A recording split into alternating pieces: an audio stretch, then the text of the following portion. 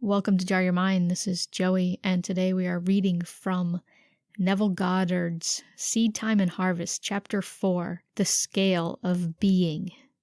And he dreamed, and behold, a ladder set up on the earth, and the top of it reached to heaven, and behold, the angels of God ascending and descending on it, and behold, the Lord stood above it. Genesis 28:12 and 13. In a dream, in a vision of the night, when deep sleep fell upon Jacob, his inner eye was opened, and he beheld the world as a series of ascending and descending levels of awareness. It was a revelation of the deepest insight into the mysteries of the world. Jacob saw a vertical scale of ascending and descending values or states of consciousness. This gave meaning to everything in the outer world, for without such a scale of values, there would be no meaning to life. At every moment of time, man stands upon the eternal scale of meaning. There is no object or event that has ever taken place or is taking place now that is without significance. The significance of an object or event for the individual is a direct index to the level of his consciousness. You are holding this book, for example. On one level of consciousness, it is an object in space. On a higher level, it is a series of letters on paper, arranged according to certain rules. On a still higher level, it is an expression of meaning. Looking outwardly, you see the book first, but actually the meaning comes first. It occupies a higher grade of significance than the letter arrangement on paper or the book as an object in space. Meaning determined the arrangement of letters. The arrangement of letters only expresses the meaning. The meaning is invisible and above the level of the visible arrangement of letters. If there had been no meaning to be expressed, no book would have been written and published. And behold, the Lord stood above it. The Lord and meaning are one, the Creator, the cause of the phenomena of life. In the beginning was the Word, and the Word was with God, and the Word was God. John 1:1. In the beginning was the intention, the meaning, and the intention was with the intender, and the intention was the intender. The objects and events in time and space occupy a lower level of significance than the level of meaning which produced them.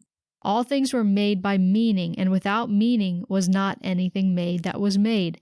The fact that everything seen can be regarded as the effect on a lower level of significance of an unseen higher order of significance is a very important one to grasp.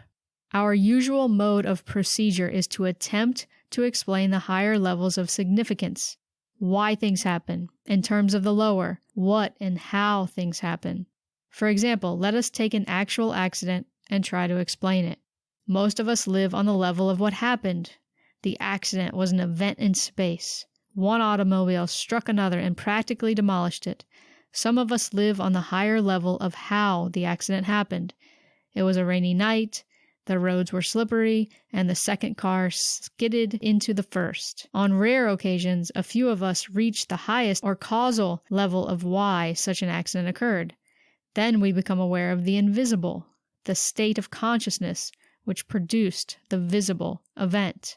In this case, the ruined car was driven by a widow who, though she felt she could not afford to, greatly desired to change her environment.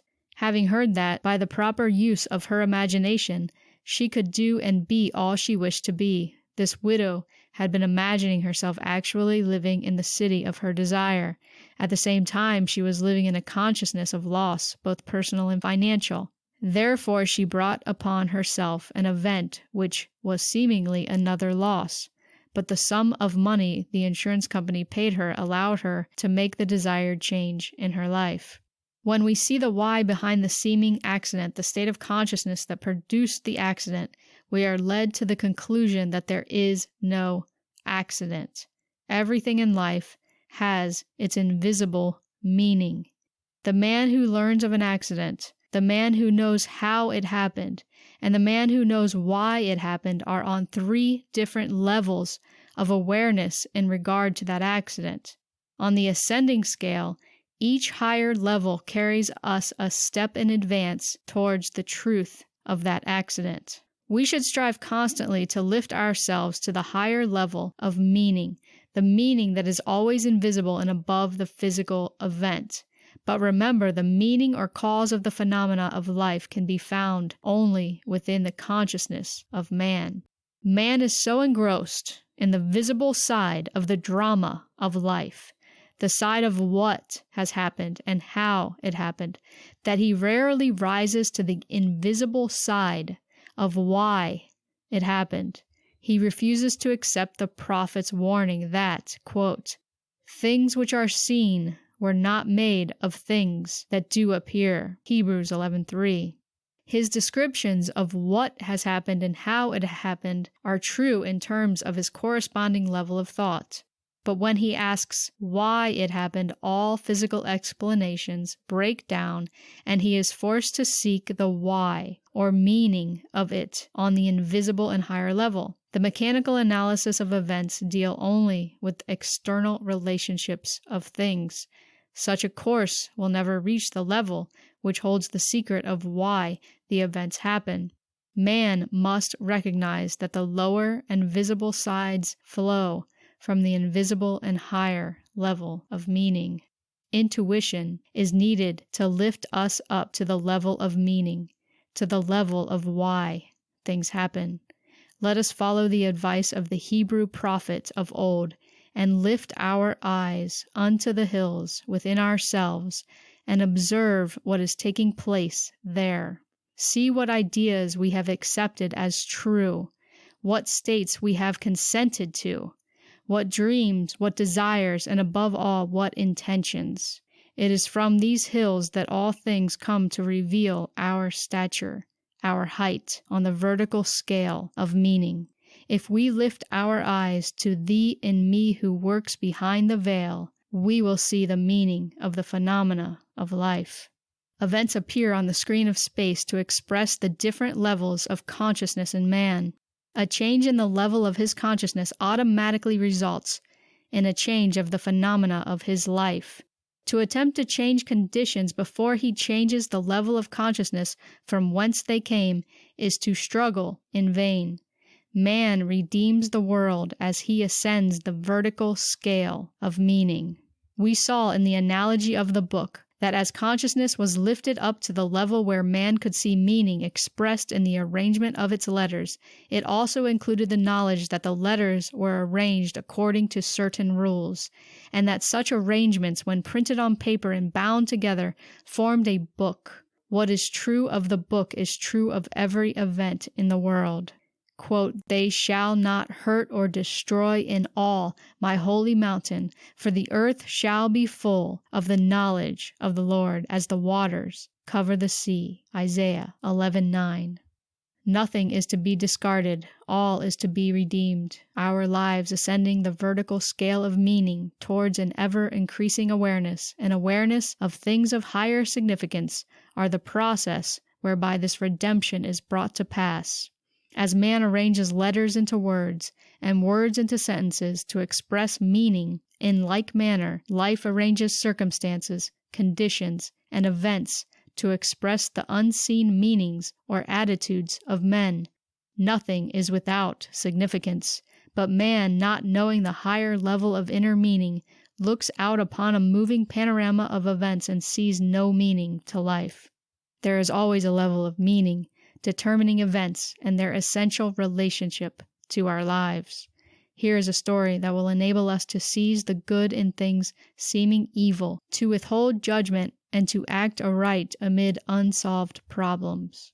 Just a few years ago, our country was shocked by a seeming injustice in our midst.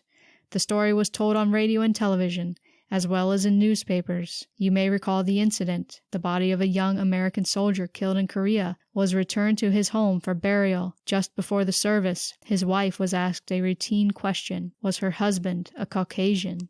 When she replied that he was an Indian, burial was refused. This refusal was in accordance with the laws of that community, but it aroused the entire nation. We felt incensed that anyone who had been killed in the service of his country should be denied burial anywhere in his country. The story reached the attention of the President of the United States, and he offered burial with full military honors in Arlington National Cemetery. After the service, the wife told reporters that her husband had always dreamed of dying a hero and having a hero's burial service with full military honors. When we in America had to explain why progressive, intelligent people like ourselves not only enacted but supported such laws in our great land of the free and the brave, we were hard put for an explanation. We, as observers, had seen only what happened and how it happened. We failed to see why it happened. The burial had to be refused if that lad was to realize his dream. We tried to explain the drama in terms of the lower level of how it happened, which explanation could not satisfy the one who had asked why it happened. The true answer, viewed from the level of higher meaning, would be such a reversal of our common habits of thinking that it would be instantly rejected. The truth is that future states are causative of present facts. The Indian boy dreaming of a hero's death with full military honors was like Lady Macbeth transported beyond this ignorant present, and could feel now the future in the instant. Quote, "And by it he being dead, yet speaketh." Hebrews 11:4. End of chapter.